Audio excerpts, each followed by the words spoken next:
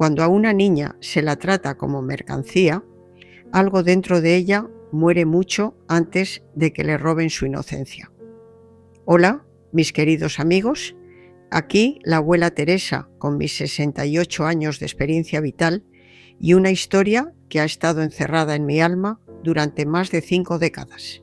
Estoy sentada aquí, en el porche de mi casa, en Bakersfield, California, disfrutando de mi café y mis galletas de mantequilla, mientras las cigarras cantan en el arce de mi patio trasero.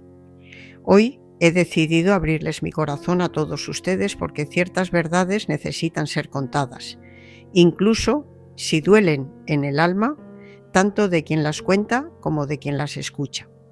Antes de comenzar este viaje difícil, me gustaría pedirles a quienes están viendo esto ahora que por favor le den me gusta a este video y se suscriban al canal.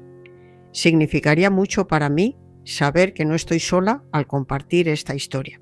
Y si pueden comentar debajo desde qué ciudad están viendo, de acuerdo, su amabilidad me da fuerza para continuar. También, amigos, me encantaría saber cuántos embarazos han tenido. Me encantaría leer sobre eso en los comentarios de este video. Volvamos a 1955, cuando yo ni siquiera existía todavía. Mi madre, Irene, tenía 18 años y estaba enamorada de un joven llamado Anthony, que trabajaba en la construcción en Sacramento. Tenían planes de casarse cuando descubrieron que yo venía en camino. Mi padre estaba muy feliz con la noticia, según lo que mi madre me contó. Comenzó a trabajar horas extra, ahorrando cada centavo para preparar nuestra casita sencilla en las afueras de la ciudad. Fue en una de esas obras de construcción, trabajando en el tercer piso de un edificio en construcción, donde ocurrió la tragedia. Un andamio cedió y mi padre cayó. Traumatismo cráneoencefálico, dijeron. Ni siquiera llegó con vida al hospital. Mi madre tenía 5 meses de embarazo cuando recibió la noticia. Nunca conocí a mi padre, pero hasta el día de hoy guardo la única foto de él que mi madre conservó en una pequeña caja de madera. Un joven delgado con una sonrisa tímida y ojos amables. Su muerte lo cambió todo. Mi madre, sin educación y embarazada, no podía encontrar trabajo. La familia de mi padre era de la Kentucky rural y apenas tenía para sostenerse a sí misma, así que no podían ayudar. Fue entonces cuando mi abuelo materno, el señor Gerald, nos ofreció refugio. En ese momento pareció una bendición, pero hoy sé que fue el comienzo de una pesadilla que duraría años. Nací en enero de 1956 en casa con una partera, una niña hermosa con ojos verdes como su padre. Mi madre decía que la vida era difícil, pero en esos primeros años había una apariencia de normalidad. Vivíamos en la parte trasera de la casa de mi abuelo, en una habitación pequeña que él había adaptado. Mi madre lavaba ropa ajena, limpiaba casas por el pueblo, vendía dulces en la puerta de la escuela. Apenas nos daba para comer decentemente, pero nos las arreglábamos. Mi abuelo, Gerald, había estado en el ejército en su juventud. Era un hombre duro, de pocas palabras y muchas reglas. Viudo desde hacía años, administraba su pequeña pensión con puño de hierro. No era cariñoso, pero en mis primeros años tampoco era cruel. Simplemente estaba ausente, como si yo fuera un inconveniente necesario que toleraba por amor a su hija. Las cosas comenzaron a cambiar cuando cumplí 7 años. Recuerdo a mi abuelo mirándome más de cerca cuando jugaba en el patio. Esta niña se está poniendo demasiado bonita para nuestro propio bien, comentó una vez a mi madre. En ese momento no entendí lo que eso significaba. Hoy, con la sabiduría de los años, sé que ya estaba calculando mi valor en el mercado. Fui a la escuela como todos los niños, pero siempre fui callada, observadora. La maestra decía que era inteligente, pero demasiado tímida. La verdad es que había algo en las figuras masculinas que ya me causaba un miedo instintivo. Tal vez era la forma en que mi abuelo me miraba, o quizás era solo la ausencia de mi padre, una figura que solo conocía a través de historias. Nuestra situación financiera era cada vez más difícil. Mi madre envejecía antes de tiempo, sus manos agrietadas por el polvo de lavar, su espalda encorvada por fregar suelos. Algunas noches la oía llorar en silencio en nuestra pequeña habitación. Yo fingía estar dormida, pero guardaba cada sollozo en mi corazón. A los 10 años comencé a ayudar a mi madre con las tareas. Lavaba la ropa más pequeña, barría el patio, vendía galletas que ella hacía a las casas vecinas. Fue durante este tiempo que noté cómo mi abuelo miraba a las chicas adolescentes que pasaban por la calle. Una mirada que me daba escalofríos, incluso sin entender completamente por qué. Las mujeres son como la fruta, Teresa, me dijo una vez cuando me pilló mirándolo.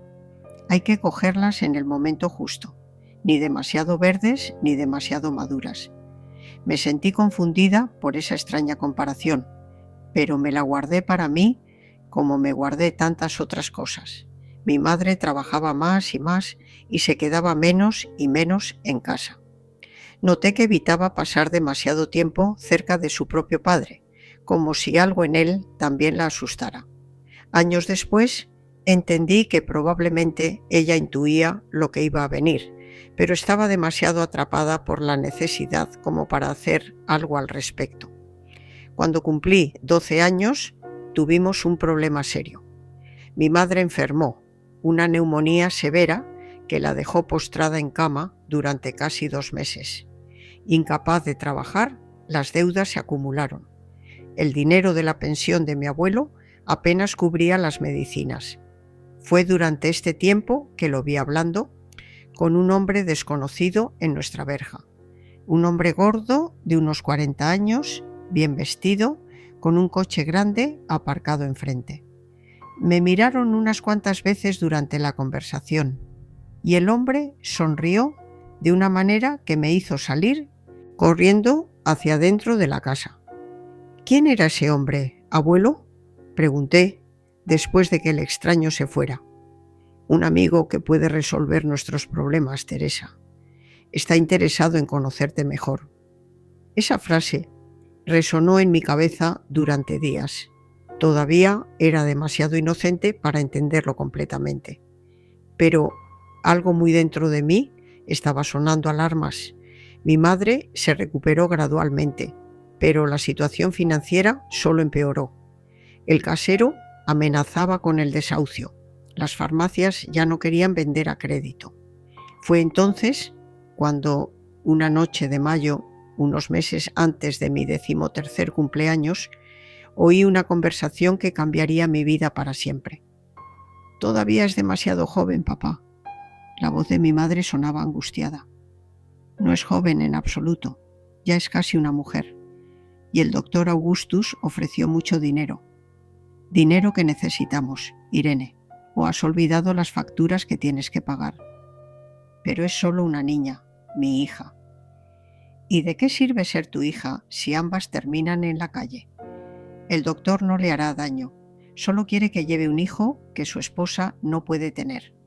Es fuerte, sana, hermosa. Es un servicio como cualquier otro. Sentí que mi sangre se helaba en mis venas. Incluso sin entender completamente lo que estaban planeando, me di cuenta de que algo terrible se estaba decidiendo sobre mí, sin mi conocimiento ni consentimiento. ¿Y después de que nazca el niño?, preguntó mi madre, su voz ya más débil, como empezando a ceder. Se llevan al bebé, nos quedamos con el dinero y la vida continúa. Si funciona, hay otras parejas interesadas. Podemos resolver nuestra situación de una vez por todas. Nunca olvidaré el silencio que siguió. Un silencio largo y pesado, que parecía contener todo el peso de las terribles decisiones que los adultos toman cuando están desesperados. ¿Está bien?, finalmente oí decir a mi madre con la voz ahogada por las lágrimas contenidas. Pero no quiero saber los detalles y no quiero estar aquí cuando pase. Corrí de vuelta a mi cama, con el corazón latiendo tan fuerte que pensé que podría saltárseme por la boca. Esa noche no dormí. Me quedé mirando al techo de madera de nuestra pequeña habitación, tratando de entender lo que se avecinaba, rezando para haber entendido mal, pero no había entendido mal. 3 días después, mi madre anunció que pasaría el fin de semana en casa de una amiga. Era la primera vez que me dejaba sola con mi abuelo, y sus ojos no podían encontrarse con los míos cuando se despidió. «Sé una buena chica, Teresa», fue todo lo que dijo antes de irse, llevando una bolsa pequeña y dejando su dignidad atrás. Esa misma noche, mi abuelo entró en mi habitación y arrojó un vestido sobre mi cama. Un vestido azul claro, sencillo, pero el más bonito que había visto en mi vida. «Ponte esto», ordenó, «y lávate bien el pelo. El doctor Augustus viene a cenar esta noche». Fue entonces cuando entendí que no había escapatoria, que el destino que Deschenete habían planeado para mí estaba sellado, que mi cuerpo, aún en desarrollo, había sido vendido sin que yo tuviera opción alguna. Me lavé el cabello largo lo mejor que pude. Me puse el vestido, que quedaba un poco holgado en el pecho, y esperé, sentada al borde de la cama, con el corazón palpitante de miedo. Cuando sonó el timbre, sentí ganas de vomitar. El doctor Augustus llegó a las 7 de la tarde, trayendo una botella de vino para mi abuelo y una caja de bombones para mí. Durante la cena, que mi abuelo había encargado en el restaurante de la esquina, algo que nunca hacíamos por falta de dinero, el hombre me observó con un interés que me hizo querer desaparecer. «Es perfecta, señor Gerald», dijo mientras me analizaba al otro lado de la mesa. «¿Está sana? ¿Nunca ha tenido una enfermedad grave?» «Sana como un roble», respondió mi abuelo, como si estuviera vendiendo un animal de granja. «Fuerte, inteligente, dará buena descendencia, doctor. Puede apostar por ello». Mantuve los ojos bajos, las lágrimas amenazando con caer en cualquier momento. El hombre extendió su mano y tocó mi cara, levantándome la barbilla para mirarme a los ojos. «No necesitas tener miedo, niña. Yo cuidaré bien de ti, y cuando nazca nuestro hijo habrás recibido lo suficiente para ayudar a tu madre durante mucho tiempo». No pude responder. Su mano en mi cara parecía quemarme la piel, y el olor a colonia cara mezclado con cigarrillos me daba náuseas. Después de la cena, mi abuelo dijo de repente que necesitaba ir a la tienda a comprar cigarrillos. Nunca había fumado en su vida. Era la señal acordada. Tan pronto como la puerta se cerró, el doctor Augustus se acercó a mí en el sofá. «Su abuelo me lo ha explicado todo», dijo, con su mano pesada posándose en mi rodilla. «Vas a llevar a mi hijo, ya que mi esposa no puede. Es un honor, ¿sabes? Estamos pagando muy bien por ello». Intenté alejarme, pero me sujetó el brazo con firmeza. «No dolerá mucho», continuó, su voz ahora más baja, más amenazante. «Y será mejor que cooperes, porque tu abuelo ya ha recibido la mitad del dinero por adelantado. Si no haces tu parte, él tendrá serios problemas». Fue en ese momento, mirando a los ojos de ese hombre que planeaba usar mi cuerpo como si fuera una mercancía, cuando algo dentro de mí comenzó a morir. La niña soñadora que todavía creía en los cuentos de hadas. La niña que esperaba que un día las cosas mejoraran. La hija que todavía confiaba en que su madre la protegería de todo mal. Lo que sucedió esa noche fue el primero de los muchos horrores que experimentaría en los años venideros. Cuando mi abuelo regresó horas después, yo estaba acurrucada en un rincón de la habitación, con el vestido azul rasgado y manchado, llorando en silencio. Él solo me miró, encendió la lámpara y dijo las palabras que me perseguirían durante décadas. «Acostúmbrate, niña. De ahora en adelante, esta es tu función en la familia». Y así comenzó mi pesadilla. Una pesadilla que duraría años y me daría 10 hijos que nunca pude criar. 10 pedazos de mi corazón arrancados y entregados a extraños. 10 recuerdos vivos de los horrores que experimenté. Esa primera noche con el doctor Augustus fue solo el comienzo de un camino de oscuridad que yo, una niña de casi 13 años me vería forzada a recorrer. A la mañana siguiente me desperté con el cuerpo dolorido y el alma hecha añicos. Pero no hubo tiempo para llorar. Mi abuelo entró en la habitación temprano, arrojó un vestido limpio sobre la cama y me ordenó levantarme. «Bebe este té», dijo, extendiendo una taza humeante. «Es bueno para una mujer después. Bueno, ayudará a asegurar que la semilla prenda». Esas palabras, tan crudas e inhumanas, me hicieron entender que, en su opinión, yo ya no era su nieta. Era solo un campo fértil para ser cultivado con fines de lucro. El té sabía amargo, a hierbas que luego descubrí que usaban las parteras en las zonas rurales para fortalecer el útero. Lo bebí en silencio, las lágrimas secas en mi rostro formando surcos de sal. Mi madre regresó 2 días después. Sus ojos estaban hinchados de tanto llorar, pero no podía mirarme a la cara. Pasó directamente junto a mí, se encerró en nuestra pequeña habitación y solo salió horas después. Cuando finalmente nos encontramos en la cocina, intenté decir algo para expresar mi dolor, mi sentimiento de traición. Ella solo alzó una mano, deteniendo mis palabras. «No digas nada, Teresa. Lo hecho, hecho está». Era la primera vez que sentía ira hacia ella, una ira profunda y visceral, que se mezclaba con el amor y la dependencia que aún sentía. ¿Cómo podía una madre permitir esto? ¿Cómo podía fingir que no había pasado nada? Pero luego, esa misma tarde, vi algo que confundió aún más mis sentimientos. Vi a mi madre pagando en la tienda de comestibles, pagando facturas atrasadas, comprando comida de verdad para nuestra despensa siempre vacía. El precio de mi inocencia estaba alimentando a nuestra familia, y esto era solo el comienzo. En las semanas siguientes viví en un estado constante de alerta. Cada ruido en la verja me hacía temblar. Cada mirada de mi abuelo parecía anunciar una nueva visita, un nuevo horror. La escuela se convirtió en mi único refugio. Allí, durante unas horas, podía fingir ser una chica normal con sueños y esperanzas como cualquier otra. La señorita Cynthia, la maestra, notó mi cambio. «Teresa, estás diferente. ¿Pasó algo en casa?», preguntó una tarde, deteniéndome después de clase. Abrí la boca para contarlo todo, para suplicar ayuda, pero las palabras de mi abuelo resonaron en mi mente. «Si se lo cuentas a alguien, te llevarán al orfanato, y allí, niña, es mucho peor que aquí». «Solo estoy cansada, maestra», respondí, bajando la mirada. «He estado ayudando mucho en casa». Un mes después de la primera visita, el doctor Augustus regresó, y después de él vinieron otros, no muchos al principio. Mi abuelo era cuidadoso. No quería levantar sospechas en el vecindario. Un hombre aquí, otro allá. Todos mayores, todos con esposas que no podían tener hijos. Todos dispuestos a pagar bien por el uso de mi cuerpo joven para producir sus herederos.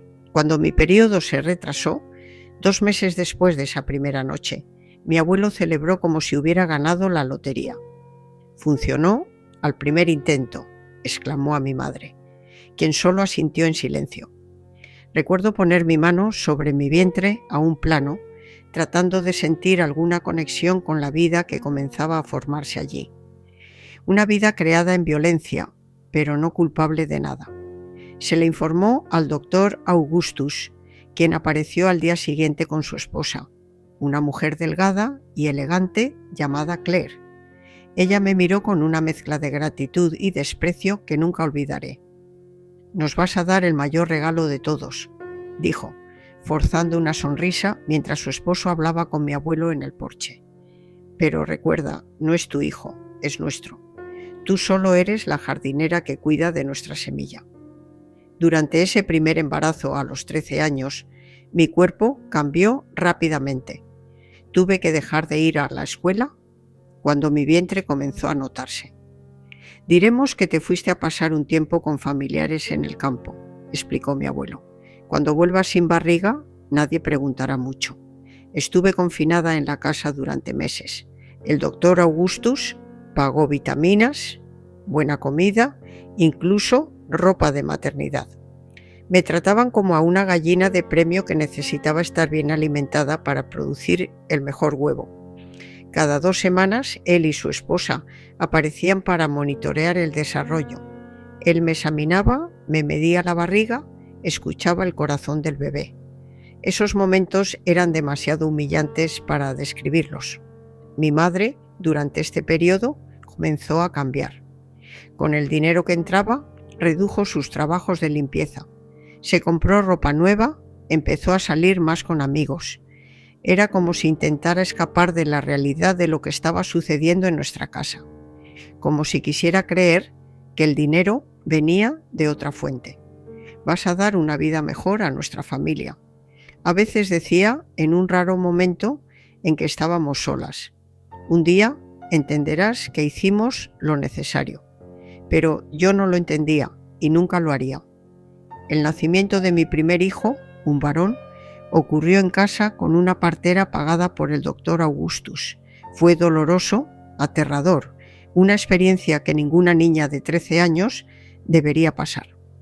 Cuando finalmente escuché el llanto fuerte de ese niño que había llevado durante 9 meses, algo despertó dentro de mí. Un instinto, un amor tan profundo e inmediato que me dejó sin aliento. «Quiero ver a mi hijo», pedí, extendiendo los brazos hacia la partera, que ya lo envolvía en una manta azul.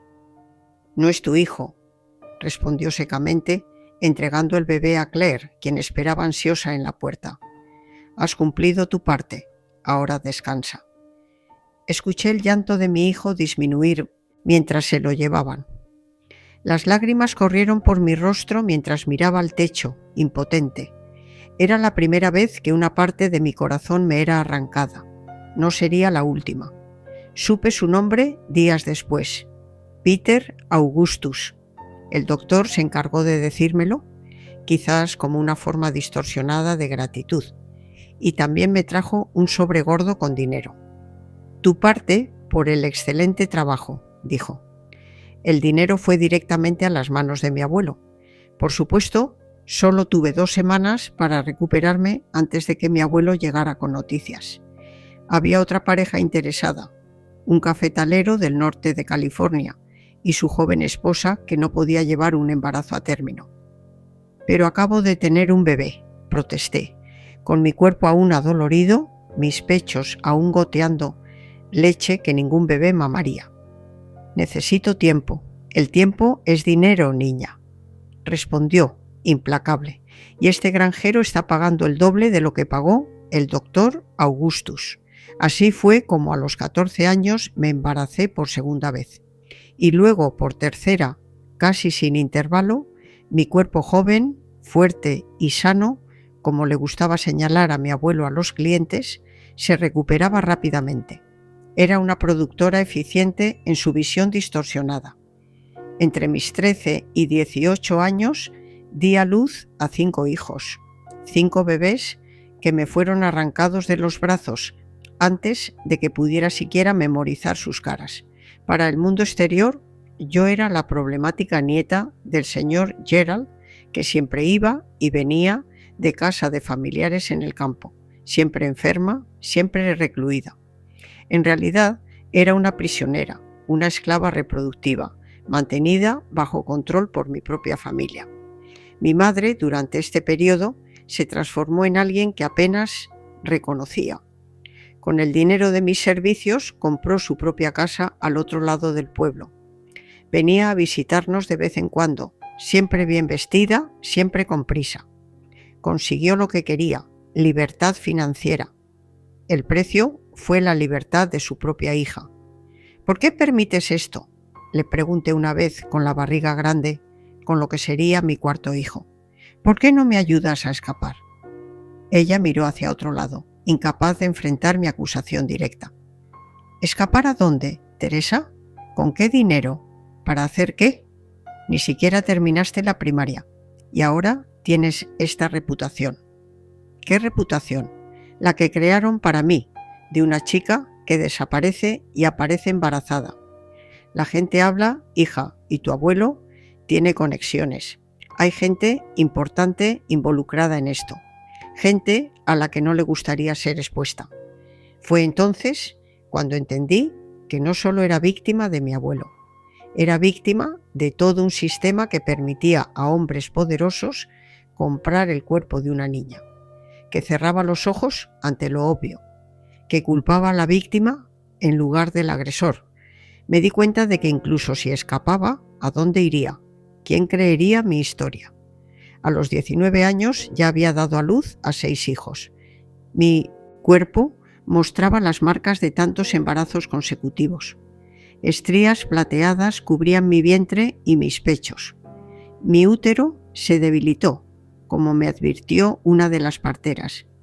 Esta chica necesita descanso, señor Gerald, o no podrá tener más. Esta advertencia asustó lo suficiente a mi abuelo como para darme un intervalo de casi un año, el periodo de descanso más largo que tuve en toda mi juventud. Durante este tiempo intenté reunir fuerzas, pensar en alternativas, pero me vigilaban constantemente. No tenía dinero propio, ni documentos, ni educación formal. Fue durante este periodo que conocí a Janet, una mujer que vendía hierbas medicinales y a veces ayudaba en los partos. Venía a atenderme después de los nacimientos, preparaba tés para la recuperación, aplicaba compresas. Poco a poco me gané su confianza. «Lo que te están haciendo no está bien, niña», susurró un día mientras me aplicaba una pomada en las estrías. «Va contra la ley de Dios y la de los hombres». Por primera vez en años sentí un destello de esperanza. Alguien veía la verdad. Alguien reconocía el horror de mi situación. «Ayúdeme a escapar, señora Janet», supliqué, agarrando sus manos arrugadas. «Por favor». Ella negó con la cabeza con tristeza. «No puedo, niña. Tu abuelo tiene al sheriff en el bolsillo. He visto a otras intentar escapar y terminar en peores situaciones, pero puedo enseñarte a protegerte un poco». Fue Janet quien me enseñó sobre hierbas que podían reducir temporalmente mi fertilidad, dándome breves periodos de alivio entre los embarazos forzados. No era libertad, pero era algo. Un control mínimo sobre mi propio cuerpo. Cuando cumplí 20 años ya era madre de 7 hijos a los que nunca pude criar. 7 pedazos de mi corazón esparcidos entre familias ricas de California y estados vecinos. Mi cuerpo estaba cansado, mi alma hecha añicos, pero algo dentro de mí se negaba a rendirse por completo. Comencé a guardar pequeños fragmentos de información sobre cada cliente, cada bebé, nombres, fechas, peculiaridades. Escondí estos datos bajo una tabla suelta del piso de mi habitación. Aún no sabía cómo usaría esta información, pero algo me decía que algún día sería importante. 3 embarazos después, acercándome a mis 23 años, mi cuerpo comenzó a mostrar signos de agotamiento. El nacimiento de mi 10º hijo fue particularmente difícil. Perdí mucha sangre, tuve una infección, casi muero. El médico que llamaron apresuradamente y bien pagado para guardar el secreto fue enfático. Esta joven no puede tener más hijos. El útero está extremadamente comprometido. Para mi abuelo fue como si su gallina de los huevos de oro se hubiera roto. Para mí, irónicamente, esa complicación médica representó una forma distorsionada de libertad. Sin poder producir más hijos, ¿de qué serviría? ¿Qué harían conmigo ahora? La respuesta llegó más rápido y fue más cruel de lo que imaginaba. Y con ella, finalmente, llegó mi determinación de poner fin a ese ciclo de horror de una vez por todas. Debe estar preguntándose cómo una persona sobrevivió a tanto horror manteniendo la cordura. La verdad es que una parte de mí murió con cada bebé que me arrancaron de los brazos. Creé una especie de fortaleza interna, un lugar dentro de mi alma donde guardaba fragmentos de la niña que una vez fui y de los hijos a los que nunca pude arrullar. Los años entre mi primer hijo y el 10º pasaron como una pesadilla interminable. Después del tercer bebé, me di cuenta de que necesitaba encontrar una manera de soportar esa vida para evitar volverme completamente loca. Comencé a desconectarme del mundo que me rodeaba, a vivir como si observara todo desde una distancia. La gente que conoce este tipo de trauma lo llama disociación. Yo lo llamé supervivencia. El cuarto bebé nació cuando tenía 16 años, una niña con el cabello claro como el mío. Solo en ese instante, cuando la partera la levantó, pude ver su carita perfecta antes de que se la llevaran. Lloré durante semanas. Fue entonces cuando empecé a escribir en trozos de papel que escondía bajo el colchón, nombres, fechas, detalles de cada hijo. No podía tener fotos, así que dibujaba lo mejor que podía. Caritas pequeñas, manitas, la forma de los ojos. Era mi manera de mantenerlos vivos dentro de mí. Mi rutina entre los 16 y 23 años era predecible en su horror. Periodos de servicio activo, como llamaba mi abuelo a las épocas en que era visitada por hombres que querían embarazarme. Luego, meses de embarazo, donde me alimentaban bien y me mantenían bajo constante vigilancia para asegurar bebés sanos. El parto, siempre doloroso, siempre seguido de una separación brutal. Luego, un breve periodo de recuperación y todo volvía a empezar. El quinto hijo nació cuando tenía 17, otro niño. El sexto, poco después de cumplir 18. El séptimo, a los 19. El octavo y noveno, con pequeños intervalos, llegando a mis 22 años. Y finalmente, el décimo cuando tenía 23, el parto que casi me mata y dañó permanentemente mi útero. Entre estos embarazos experimenté momentos de desesperación tan profundos que consideré quitarme la vida. Lo que me detuvo fueron esos trozos de papel escondidos, los registros de mis hijos. Si me iba, ¿quién mantendría su memoria? ¿Quién sabría la verdad sobre sus orígenes? Mientras tanto, mi madre prosperaba con el dinero que generaba mi sufrimiento. Compró una casa mejor, luego un pequeño negocio, una tienda de ropa en el centro. Hacía viajes a Nueva York para comprar mercancía, tenía nuevos amigos, frecuentaba el mejor salón del pueblo.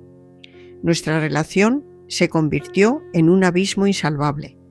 En las raras ocasiones en que venía de visita, traía regalos caros e inútiles, vestidos bonitos que solo podía usar entre embarazos, perfumes, baratijas, como si los objetos pudieran compensar el haber vendido a su propia hija.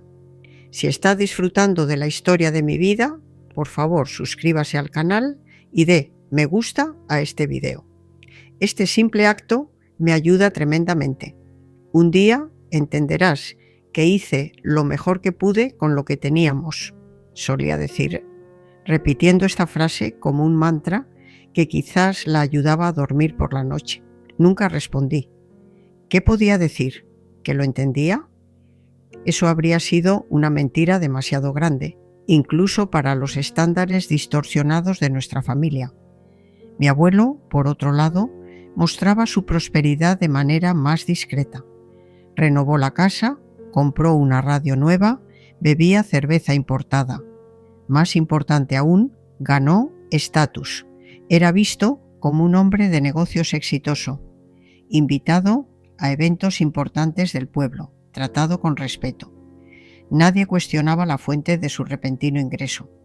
Nadie preguntaba por la nieta que aparecía y desaparecía. Siempre recluida, siempre enferma. Los hombres que pagaban por el uso de mi cuerpo variaban, pero tenían cosas en común. Todos eran ricos, todos tenían posiciones de poder. Doctores, granjeros, políticos, hombres de negocios. Todos tenían esposas que por alguna razón no podían tener hijos y todos se veían a sí mismos como benefactores, como si me estuvieran haciendo un favor al violarme repetidamente. Deberías estar agradecida, uno de ellos, un político importante de la región. me dijo una vez mientras se abrochaba los pantalones después de otra sesión de tortura disfrazada de intento de concepción. Muchas chicas darían cualquier cosa por tener lo que tú tienes. Buena comida, ropa, un techo, y todo lo que tienes que hacer es acostarte y recibir la semilla. Me tragué mi respuesta junto con mi dignidad. Aprendí pronto que protestar solo empeoraba las cosas, que gritar solo traía más dolor, que llorar solo los irritaba. Así que me volví silenciosa, ausente incluso cuando estaba presente, un cuerpo sin alma que usaban como les placía. Hubo excepciones, por supuesto, no todos eran crueles, algunos parecían genuinamente incómodos con el arreglo, pero demasiado deseosos de un hijo como para cuestionar la moralidad de lo que estaban haciendo.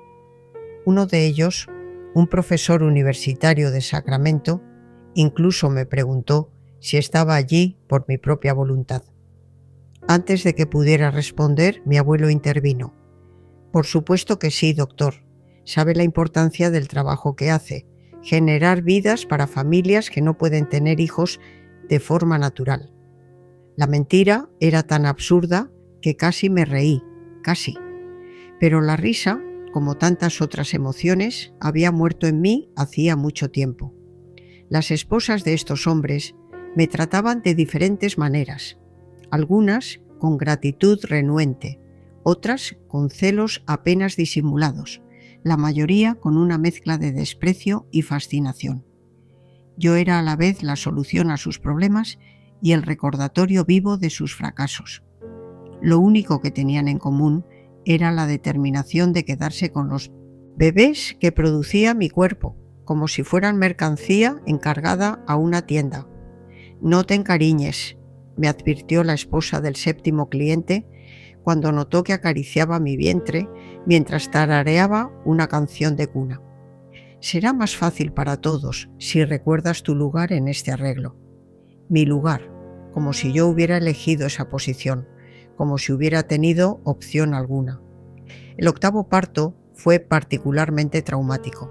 El niño venía de nalgas y la partera tradicional no pudo resolver la situación. Después de horas de agonía, tuvieron que llamar a un médico, no el padre del niño, sino otro médico, generosamente pagado para no hacer preguntas. Realizó maniobras dolorosas y finalmente la bebé nació. Una niña tan pequeña y frágil que pensé que no sobreviviría. Ni se te ocurra morirte, le susurré cuando brevemente la colocaron en mis brazos antes de llevársela.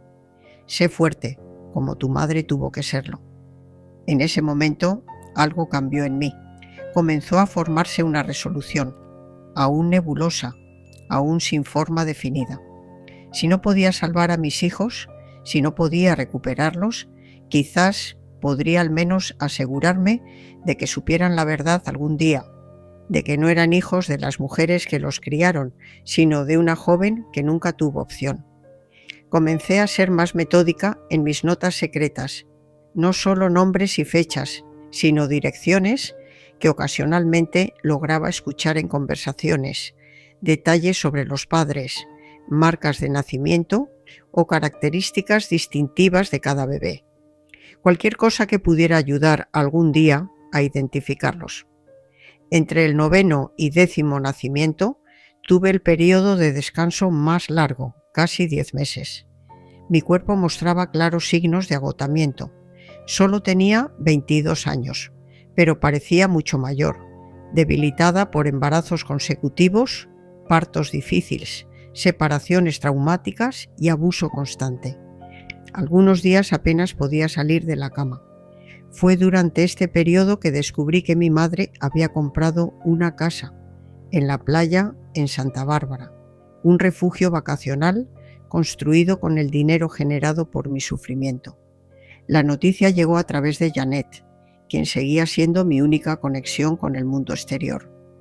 Tu madre apareció por allí con un coche nuevo, me dijo, mientras cambiaba las compresas de hierbas que me aplicaba en la espalda adolorida.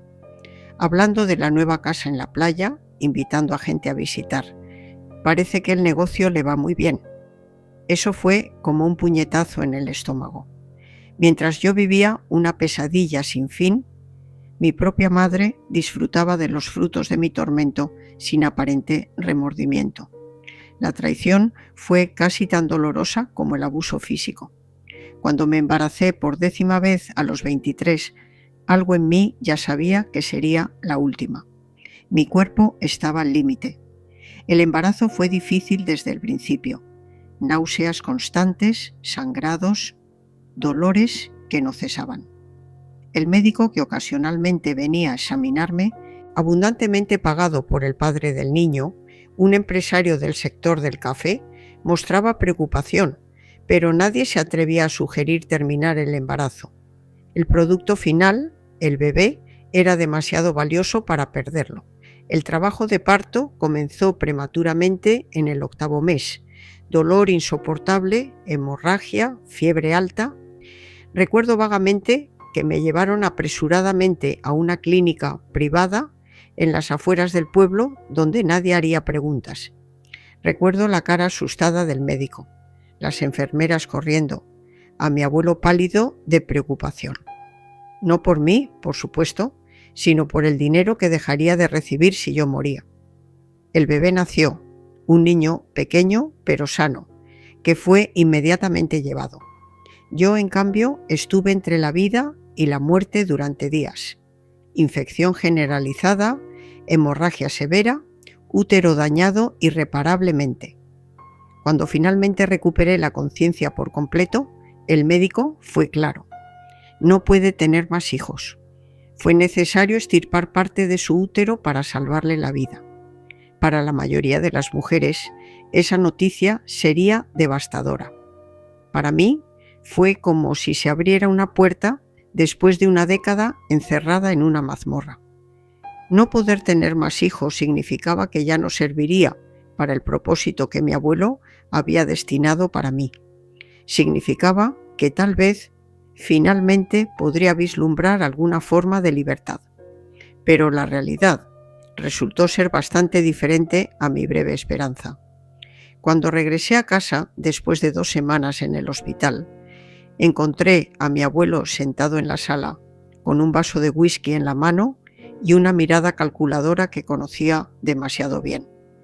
«Me costaste una fortuna con todos estos problemas», dijo sin siquiera preguntar cómo estaba.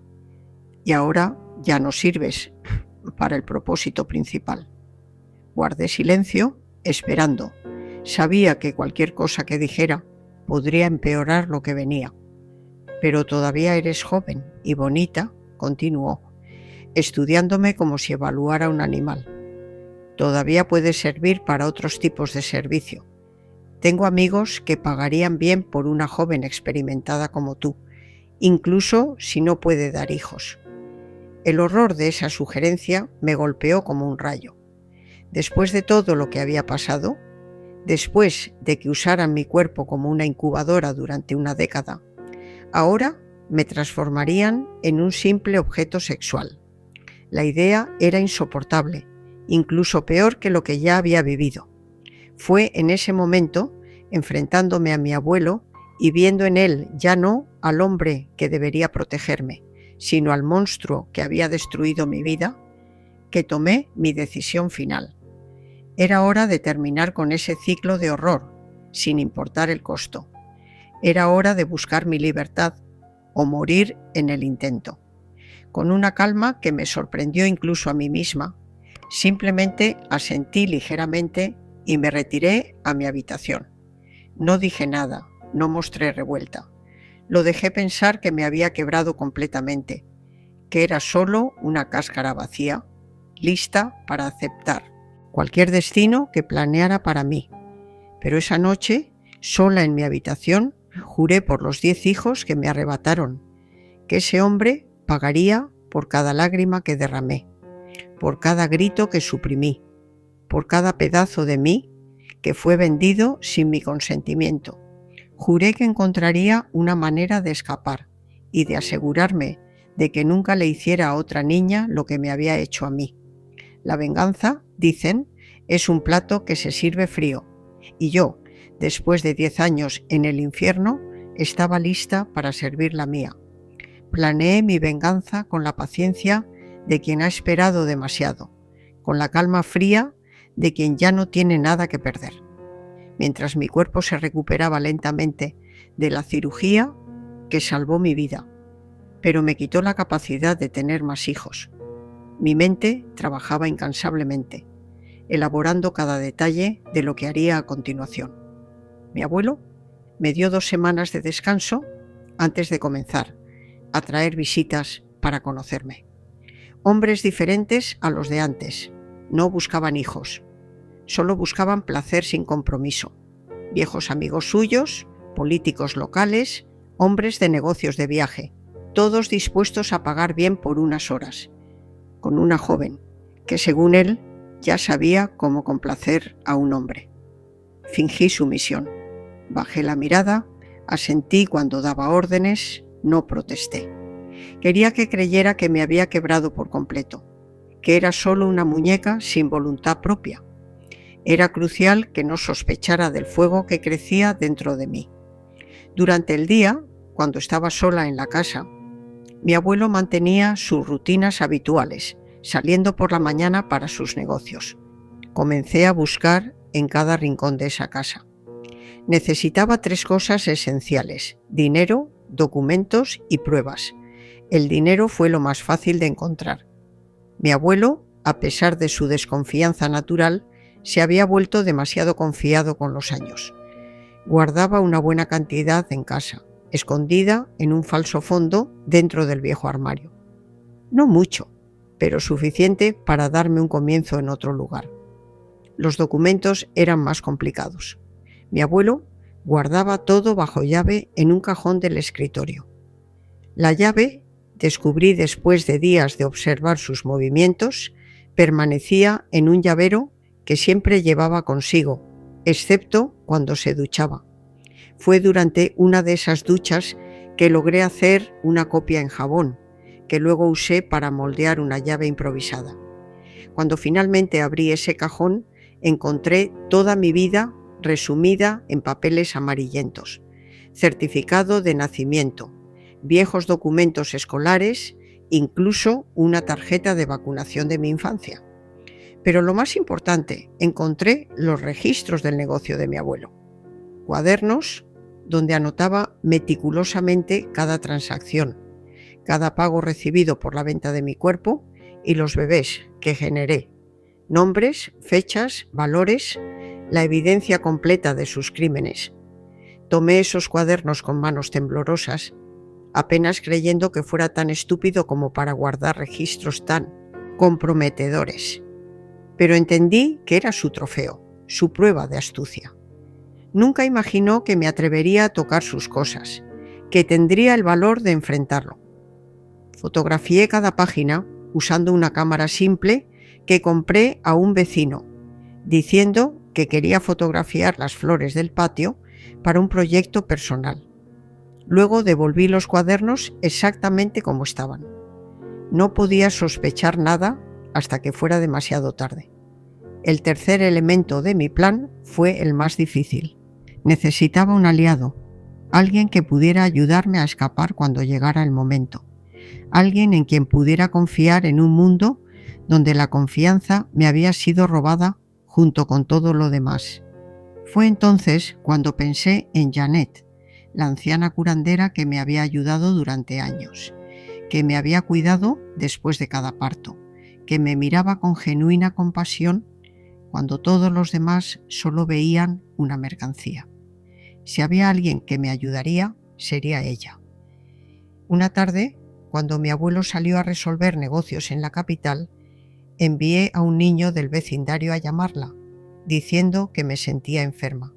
Cuando llegó, ansiosa y sin aliento, cerré la puerta detrás de ella y finalmente lo conté todo.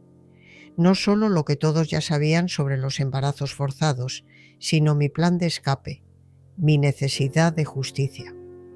Niña, dijo después de escucharme en silencio, lo que estás planeando es peligroso. Tu abuelo tiene amigos poderosos. Si sale mal, estaré muerta, completé con una calma que la asustó. Pero he estado muerta por dentro durante años, señora Janet. ¿Qué tengo que perder? Me estudió durante un largo rato, sus viejos ojos sopesando no solo mis palabras, sino la determinación detrás de ellas. Finalmente asintió. Te ayudaré, niña, pero tenemos que ser muy cuidadosos. Fue Janet quien hizo contacto con un periodista de un periódico de Sacramento. No contó toda la historia, solo lo suficiente para despertar interés. Una joven mantenida en cautiverio, forzada a parir hijos para la venta. Un esquema de años involucrando a gente poderosa. El tipo de historia que podría hacer la carrera de un reportero ambicioso. Mientras tanto, continué mi farsa de sumisión. Recibía a los clientes que traía mi abuelo. Fingía estar resignada a mi destino. Estaba tan confiado en el control que ejercía sobre mí que comenzó a descuidarse. Ya no cerraba con llave la puerta de mi habitación por la noche. A veces salía y tardaba mucho en regresar, dejándome sola durante horas. Aproveché estos momentos para organizar todo lo que necesitaría. Ropa básica en una bolsa pequeña, escondida bajo la cama. El dinero que había estado desviando poco a poco, enrollado en calcetines viejos, los documentos importantes que logré recuperar del escritorio y, lo más importante, todas las pruebas de los crímenes de mi abuelo, cuidadosamente documentadas. El plan era simple pero arriesgado. Una noche en que mi abuelo estaría fuera por una reunión importante en la asociación comercial, Janet vendría a buscarme. Iríamos directamente a Sacramento, donde el periodista nos encontraría. Yo entregaría todas las pruebas, daría mi testimonio completo y luego desaparecería. Comenzaría una nueva vida lejos de allí, con una nueva identidad que Janet había proporcionado a través de contactos que preferí no cuestionar. Todo estaba listo, cada detalle planeado. Esperé con ansiedad creciente el día señalado, el 15 de junio de 1979, una fecha que nunca olvidaría. Pero como dicen, incluso los mejores planes pueden salir mal, y el mío casi se desmorona en vísperas del escape. Mi abuelo llegó a casa antes ese día, visiblemente alterado por la bebida. Esto ya era inusual. Rara vez bebía en exceso, enorgulleciéndose de mantener siempre la mente alerta para los negocios. Algo había pasado, algo serio. «Prepárate», ordenó, arrojando una maleta de viaje sobre mi cama. «Nos vamos del pueblo temprano mañana». Sentí que mi sangre se helaba en mis venas. ¿Irnos? ¿A dónde? A Kentucky. Un amigo mío tiene una granja aislada allí. Nos quedaremos un tiempo hasta que las cosas se calmen por aquí. ¿Qué cosas?, pregunté, tratando de controlar el temblor en mi voz. Me lanzó una mirada sospechosa, como evaluando si sabía algo. Mis asuntos, solo haz lo que te dije. Cuando salió de la habitación, me permití un momento de pánico silencioso. Todo se estaba desmoronando. De alguna manera había descubierto algo. Quizás lo del periodista, quizás mis planes, no importaba. Lo que importaba era que si salía de esa casa con él a la mañana siguiente, nunca tendría otra oportunidad. Tendría que actuar esa misma noche, sola, sin Janet, sin el apoyo que había planeado. Era ahora o nunca. Esperé hasta oír ronquidos fuertes provenientes de su habitación. La bebida, al menos, había servido para algo. Estaba profundamente dormido. Con el corazón latiendo tan fuerte que pensé que podría oírlo, reuní mis pertenencias ya preparadas y me acerqué sigilosamente a la puerta. Fue entonces cuando oí golpes suaves en la ventana trasera. Paralizada de miedo, esperé. Los golpes se repitieron en un patrón específico que reconocí inmediatamente. Era la señal acordada con Janet. Abrí la ventana con cuidado para evitar hacer ruido. Allí estaba ella, su rostro arrugado tenso por la preocupación. «Tenemos que irnos ahora», susurró. «Tu abuelo descubrió algo. Está planeando llevarte mañana». «¿Cómo lo sabes?», pregunté, sorprendida. «El hijo de Clarice trabaja en el bar, donde estuvo tu abuelo hoy. lo oyó todo. Recibí una advertencia de alguien de la policía, un amigo. Parece que el periodista hizo demasiadas preguntas, llamó la atención. No hubo tiempo para explicaciones completas. Pasé mi pequeña bolsa a través de la ventana y luego me colé por la estrecha abertura. A los 23, después de 10 embarazos, mi cuerpo ya no era el de una adolescente delgada. Pero la desesperación me dio una fuerza que no sabía que tenía. Caminamos rápidamente por la noche, evitando las calles principales. Janet tenía un sobrino que nos esperaba en un coche viejo a la salida del pueblo. El plan había cambiado, explicó mientras caminábamos. Ya no iríamos a Sacramento. Era demasiado arriesgado. Iríamos a Los Ángeles, donde tenía una prima que podía alojarnos temporalmente. ¿Y el periodista? ¿Las pruebas? Pregunté, preocupada de que toda la preparación hubiera sido en vano.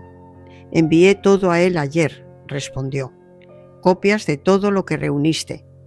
Publicará la historia en 2 días, cuando estemos lejos de aquí. Sentí una mezcla de alivio y frustración. Una parte de mí quería estar presente cuando confrontaran a mi abuelo con sus crímenes. Quería ver su cara cuando se diera cuenta de que la nieta que creía quebrantada había destruido su vida. Pero otra parte, la más sabia, más preocupada por la supervivencia, sabía que Janet tenía razón. Mi presencia solo complicaría las cosas y había sufrido demasiado para arriesgar mi recién conquistada libertad. El sobrino de Janet nos llevó a la estación de autobuses de un pueblo vecino, donde tomamos un autobús a Los Ángeles. Durante el viaje de casi 15 horas apenas hablé. Miré por la ventana viendo cómo el paisaje cambiaba. Las montañas de California cediendo gradualmente paso a los paisajes del sur de California, sintiendo una mezcla confusa de emociones. Miedo, por supuesto. Miedo a que me encontraran, a que me llevaran de vuelta, pero también esperanza. Una esperanza frágil, titubeante, como una planta que comienza a brotar en un suelo largo tiempo estéril. Y sorprendentemente, culpa. Culpa por dejar atrás a 10 hijos que nunca conocería. 10 pedazos de mi corazón esparcidos entre familias que compraron el derecho a ser sus padres. Están mejor donde están, dijo Janet en un momento, como leyendo mis pensamientos. Familias con dinero, educación. ¿Qué podrías ofrecerles tú ahora? Era cierto, tan doloroso como era admitirlo, yo era una joven de 23 años sin educación formal, sin habilidades profesionales, sin dinero, huyendo de un pasado terrible. ¿Qué tipo de vida podría darle a 10 hijos? Pero hice una promesa silenciosa en ese autobús mientras las luces de la carretera cortaban la oscuridad.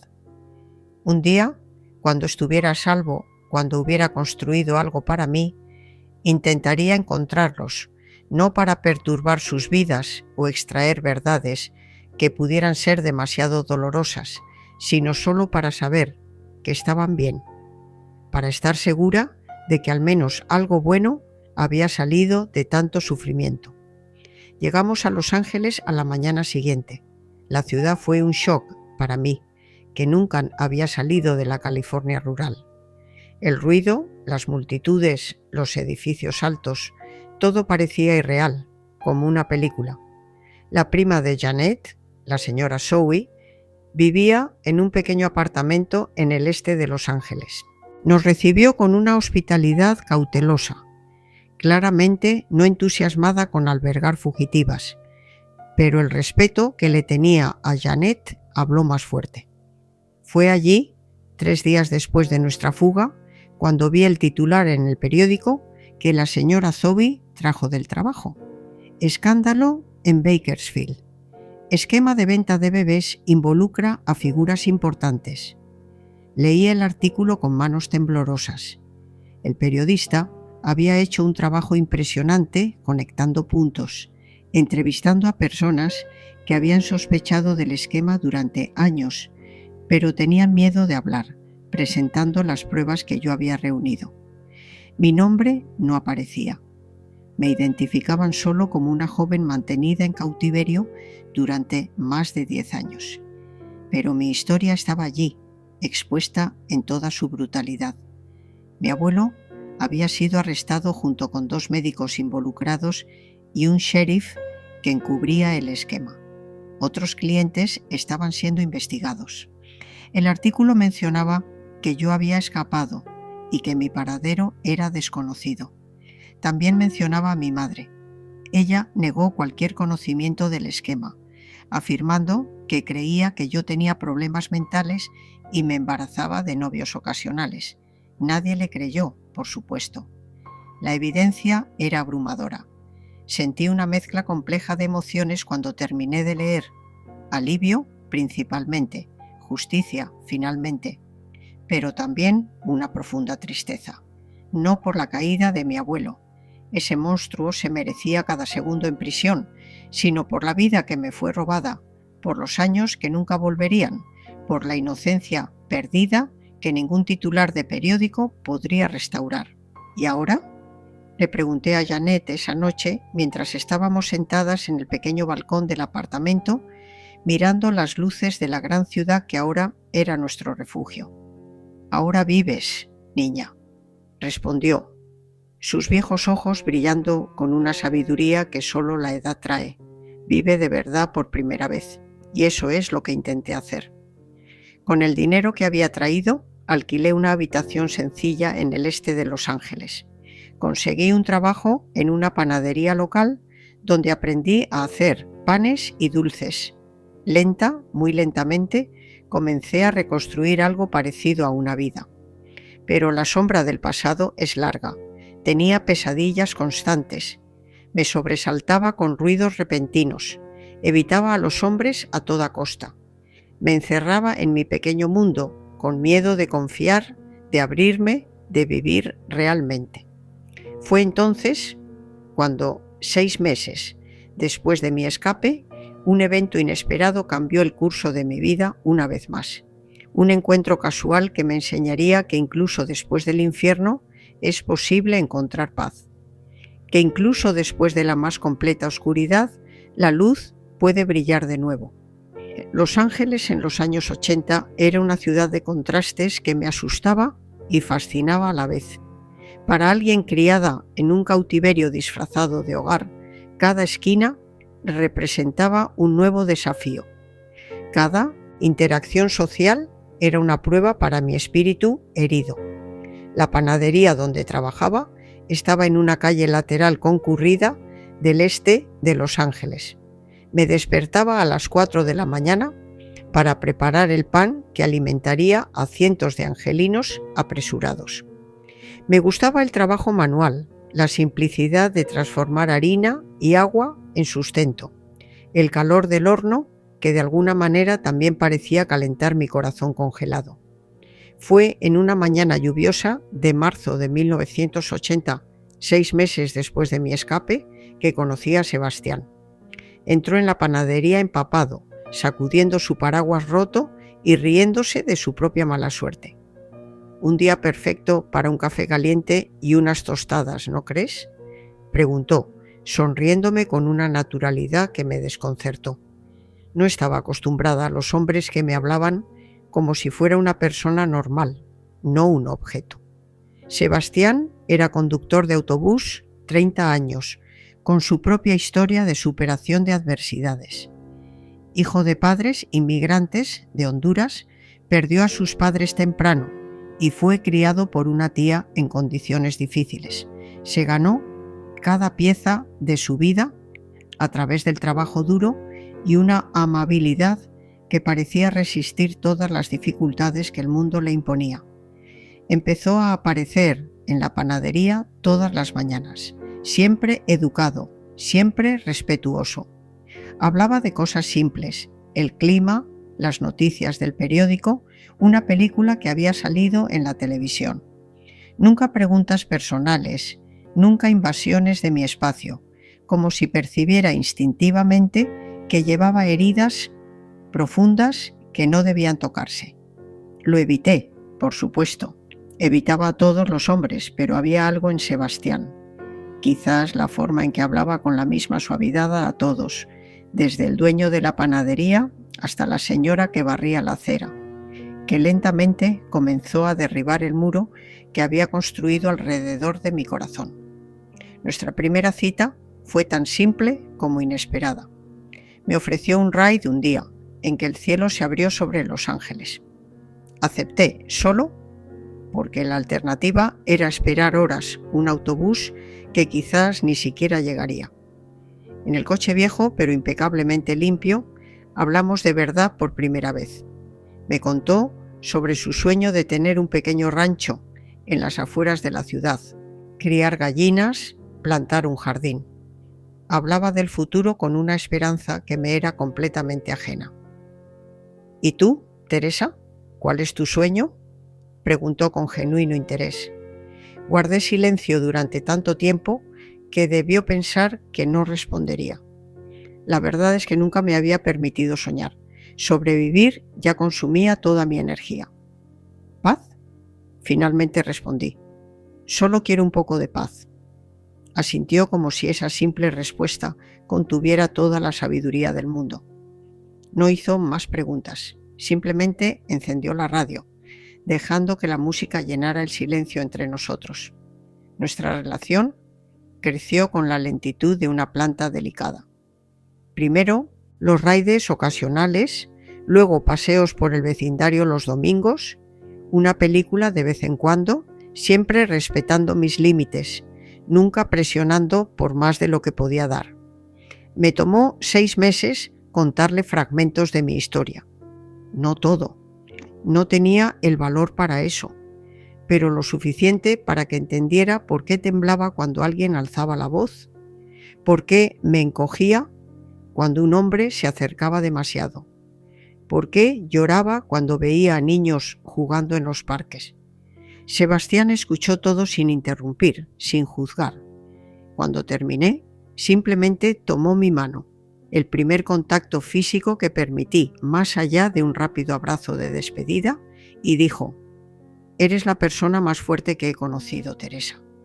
No me sentía fuerte, me sentía rota, dañada, incompleta, pero algo en la forma en que me miraba, como si viera más allá de las cicatrices, me hizo pensar que tal vez, solo tal vez, podría reconstruirme. Nuestro primer beso ocurrió casi un año después de conocernos, en un banco del parque frente a la iglesia del este de Los Ángeles. Fue vacilante, gentil y me hizo llorar. No de dolor o miedo, sino porque me di cuenta de que, a pesar de todo, todavía era capaz de sentir algo más allá del trauma. Todavía había espacio en mí para la ternura. «Podemos ir tan despacio como necesites», me dijo esa noche. «Tengo todo el tiempo del mundo». Y eso fue exactamente lo que hicimos. Salimos durante 3 años antes de casarnos en una ceremonia sencilla en la misma iglesia donde compartimos nuestro primer beso. Tenía 27 años y me sentía como si estuviera naciendo de nuevo. Sebastián ya conocía toda mi historia para entonces. Cada detalle oscuro, cada horror que había vivido. Conocía las cicatrices en mi cuerpo y en mi alma. Y sin embargo, de alguna manera milagrosa, me amaba.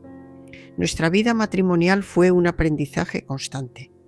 Había noches en que me despertaba gritando, atrapada en pesadillas donde mi abuelo volvía a por mí. Momentos en que la intimidad se volvía imposible, cuando el toque más gentil desencadenaba recuerdos terribles. Sebastián nunca se quejó, nunca exigió. Simplemente me abrazaba en silencio, esperando a que pasara la tormenta dentro de mí. Lentamente encontré mi camino de regreso a la vida.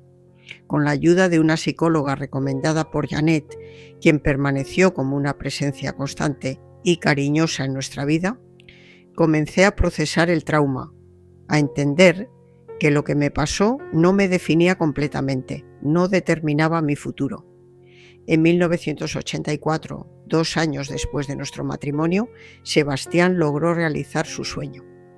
Con nuestros ahorros combinados, compramos un pequeño rancho en el condado de Riverside, en la zona rural fuera de Los Ángeles.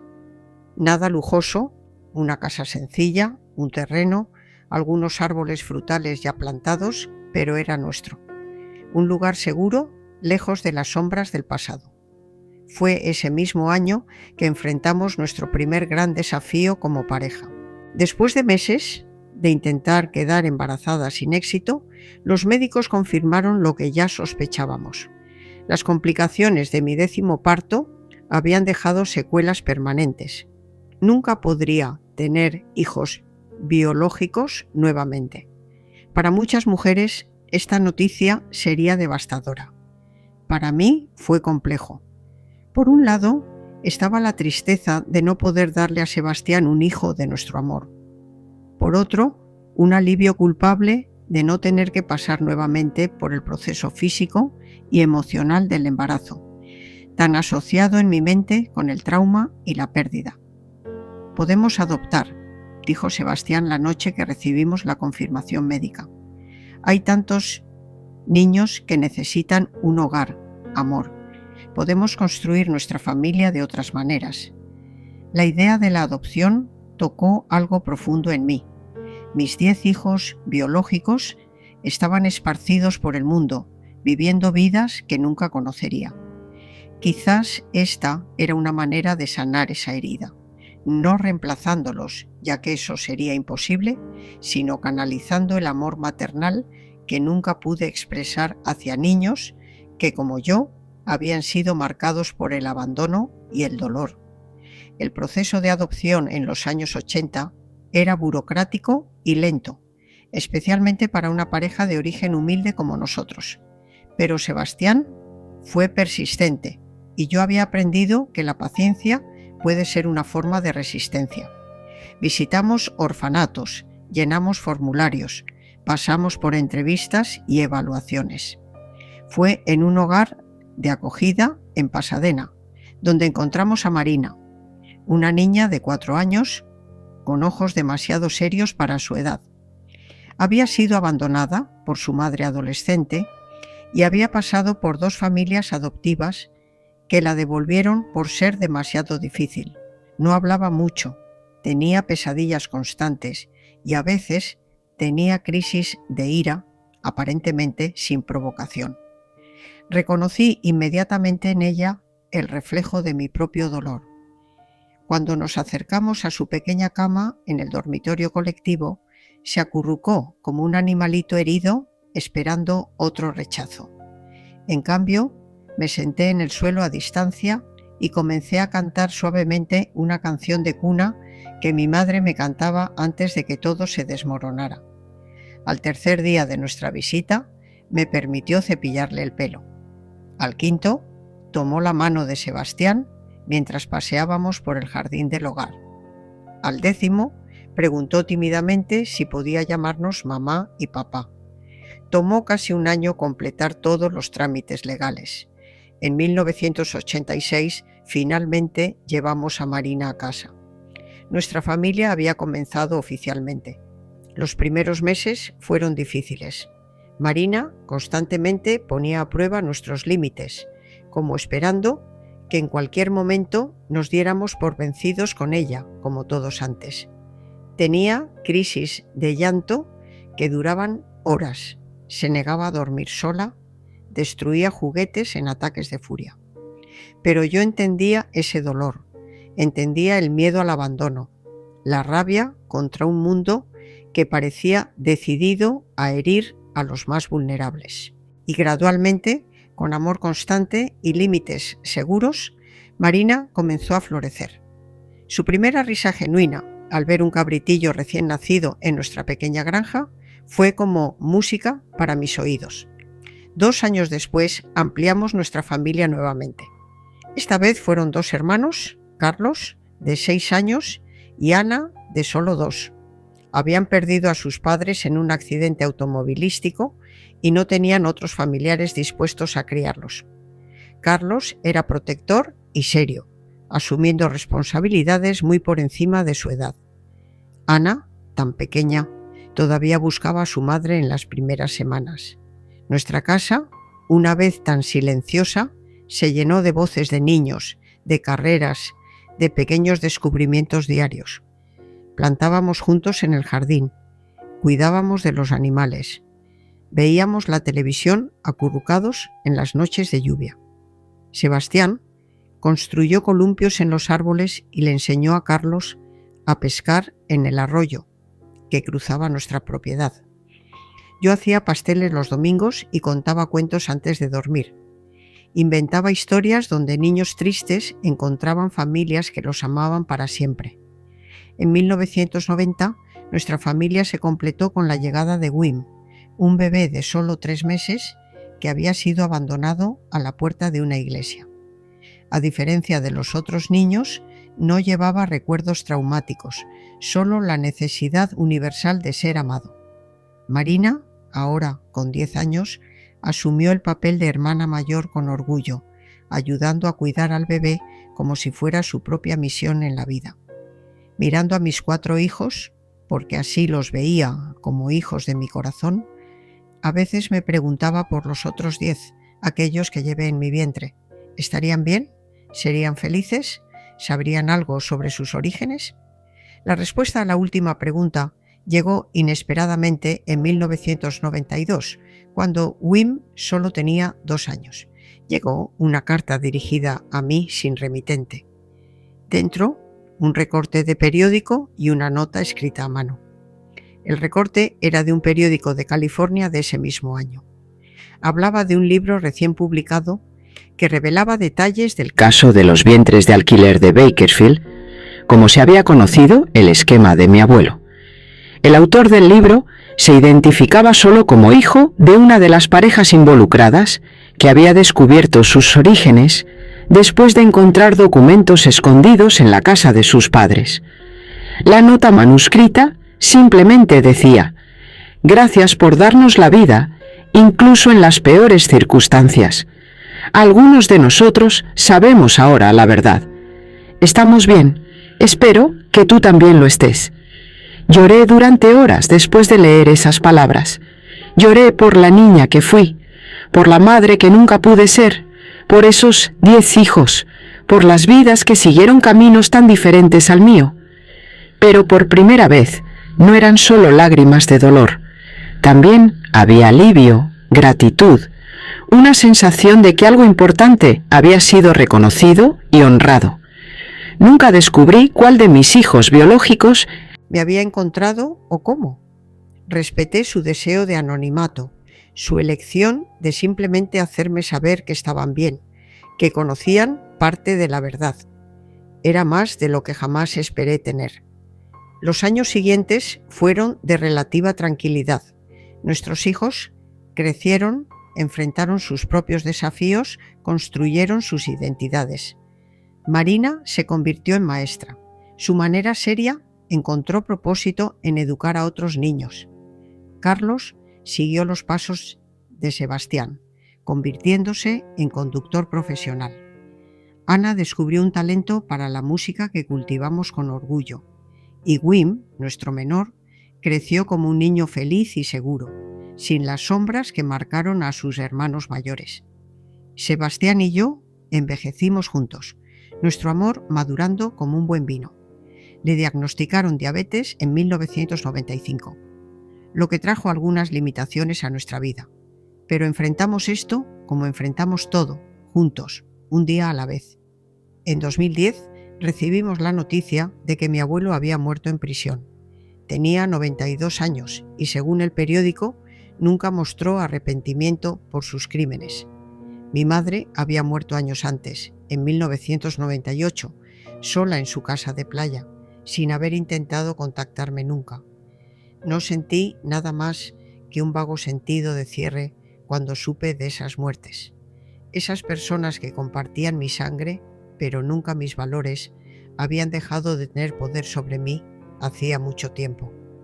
Mi verdadera familia estaba a mi alrededor, en el esposo que me enseñó a confiar de nuevo, en los hijos que elegimos y que nos eligieron, en los nietos que comenzaban a llegar, trayendo nueva vida y esperanza. Hoy, a los 68 años, miro hacia atrás y veo una vida que, a pesar de su comienzo traumático, se llenó de mucho más amor que dolor. Sebastián mi compañero durante 43 años, sigue a mi lado, un poco más lento debido a la edad, pero con la misma sonrisa gentil que me conquistó en esa panadería del este de Los Ángeles. Nuestra casa es el punto de encuentro para los almuerzos dominicales donde se reúnen 3 generaciones. Marina, Carlos, Ana y Wim traen a sus propios hijos, mis preciosos nietos, y llenamos la mesa de comida, historias, risas. En los momentos más felices miro a mi alrededor y pienso, esto es sanación, esto es redención. Nunca volví a Bakersfield, nunca quise ver los lugares que fueron el escenario de mi sufrimiento, pero tampoco escondí mi historia de mis hijos cuando crecieron. Les conté versiones apropiadas para su edad, siempre enfatizando que los horrores que experimenté no definían en quién me convertí. La vida puede romperte, siempre les digo, pero depende de ti decidir si permanecerás rota o si recogerás los pedazos y construirás algo nuevo. Eso es lo que hice. Recogí mis pedazos uno a uno con paciencia y determinación. Construí una vida que, aunque marcada por cicatrices visibles e invisibles, es mía. Una vida que elegí, no una que me fue impuesta.